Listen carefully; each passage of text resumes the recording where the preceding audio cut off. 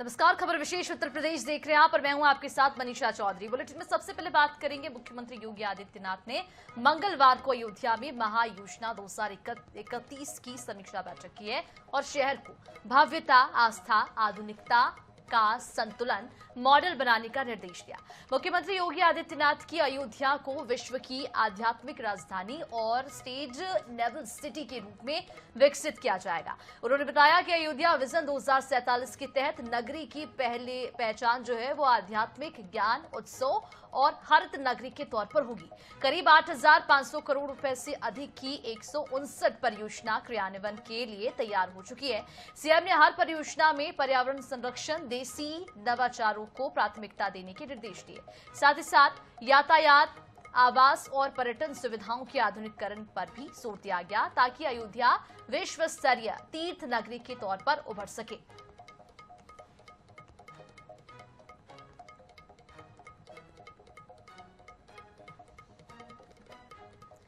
इधर वाराणसी पहुंचे बीजेपी नेता एसपी सिंह बघेल ने विपक्ष पर जमकर हमला बोला। उन्होंने कहा कि लोकतंत्र को मजबूत बनाए रखने के लिए पारदर्शी सरकार बेहद ही जरूरी है। सपा अध्यक्ष अखिलेश यादव पर निशाना साधते हुए बघेल ने कहा कि वे मुस्लिम वोटों के तुष्टीकरण और निजीकरण की राजनीति कर रही हैं। वहीं डिंपल यादव के बयान पर उन्होंने कहा कि 2012 से लेकर 2017 के बीच यूपी में दहशत का माहौल हुआ करता था, लेकिन आज सामाजिक समरसता है। वहीं बिहार में एनडीए के सीएम फेस पर उन्होंने कहा कि 2017 में बीजेपी बिना सीएम फेस की ही बहुमत में आई थी।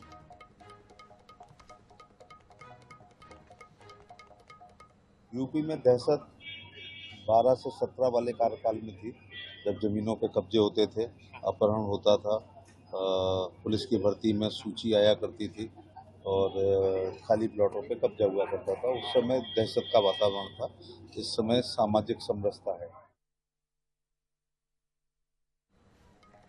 इधर उत्तर प्रदेश सरकार ने प्रशासनिक स्तर पर बड़ा फेरबदल किया। मंगलवार को योगी सरकार ने 46 आईएएस अधिकारियों को इधर से उधर कर दिया।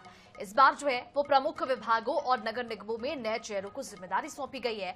बाल कृष्ण त्रिपाठी को सचिव सामान्य प्रशासन, राजेश प्रकाश को मंडलायुक्त और विद्यांचल रूपेश को सहारनपुर का कमिश्नर बनाया गया। साथ ही साथ भानु चंद्र गोस्वामी को मेरठ का कमिश्नर बनाया गया। वहीं मयूर महेश्वरी को एमडी यूपी राज्य विद्युत उत्पादन निगम और ट्रांसमिशन कॉर्पोरेशन, विजय किरण आनंद को सीईओ राज्य औद्योगिक विकास प्राधिकरण और लीडा का अतिरिक्त चार्ज सौंपा गया है।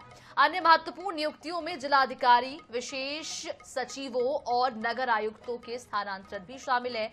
सरकार ने यह स्पष्ट किया है कि ये फेरबदल सामान्य प्रशासनिक दक्षता और बेहतर कार्य संचालन सुनिश्चित करने के लिए किया गया।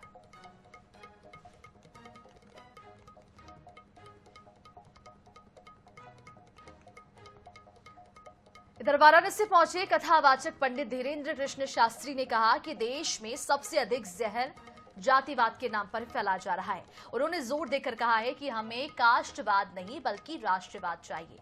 इस दौरान पंडित शास्त्री ने सनातन हिंदू एकता पदयात्रा को लेकर कहा कि आगामी 7 से लेकर 16 नवंबर तक दिल्ली से वृंदावन तक पदयात्रा निकाली जाएगी, जिसका उद्देश्य हिंदू राष्ट्र, हिंदू एकता और यमुना शुद्धिकरण के प्रति जन जागरण फैलाना है।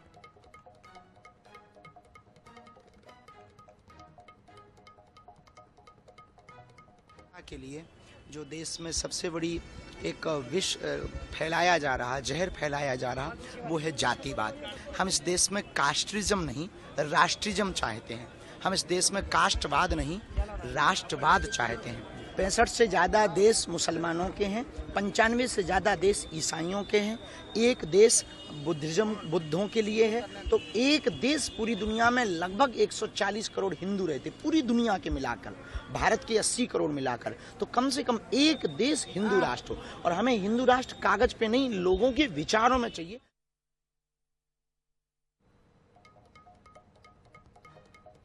इधर आईआईटी कानपुर का एयरक्राफ्ट पहली बार उड़ान भरते ही चर्चा में आ गया। ये विमान जो है वो दिल्ली में क्लाउड सीडिंग करेगा और कृत्रिम वर्षा के जरिए प्रदूषण कम करने की दिशा में काम करेगा। बताते आपको चले कि आईआईटी कानपुर द्वारा विकसित इस तकनीक का पहले प्रशिक्षण सफल रहा।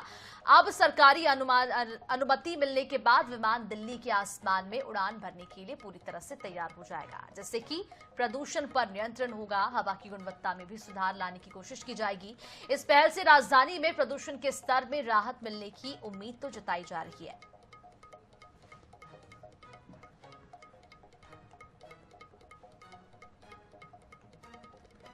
इधर उत्तर रेलवे के लखनऊ मंडल में सतर्कता जागरूकता सप्ताह की शुरुआत की गई। इस अवसर पर मंडल रेल प्रबंधक सुनील कुमार वर्मा ने मंडल कार्यक्रम में अधिकारियों और कर्मचारियों को सत्य निष्ठा की शपथ दिलाई। डीआरएम ने सभी को भ्रष्टाचार उन्मूलन के प्रति सजग रहने और ईमानदारी पारदर्शिता के साथ कार्य करने के लिए कहा। उन्होंने कहा कि प्रत्येक कर्मचारी की सत्यनिष्ठा ही संगठन की प्रगति की आधारशिला बनेगी। सप्ताह के पहले दिन आयोजित इस कार्यक्रम में सभी विभागों के अधिकारी कर्मचारी भी मौजूद रहे और सभी ने उत्साहपूर्वक हिस्सा लिया इसमें।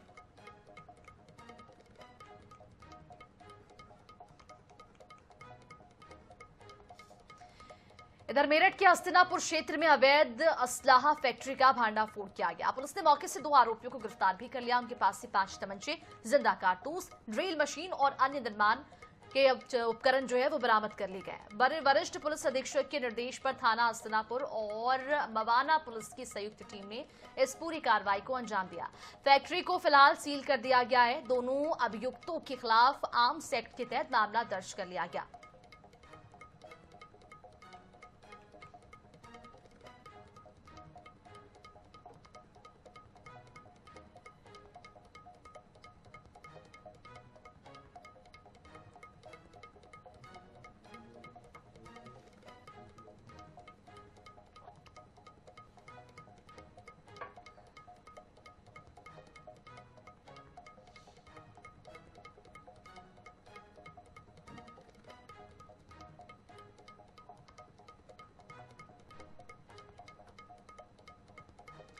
इधर लखनऊ में पुलिस लाइन में तैनात संविदा कर्मी प्रदीप गौतम की हत्या का मामला सुलझ गया है। जी हां, पुलिस ने खुलासा किया है कि मृतक की पत्नी ने अपने प्रेमी के साथ मिलकर पति की हत्या करवाई।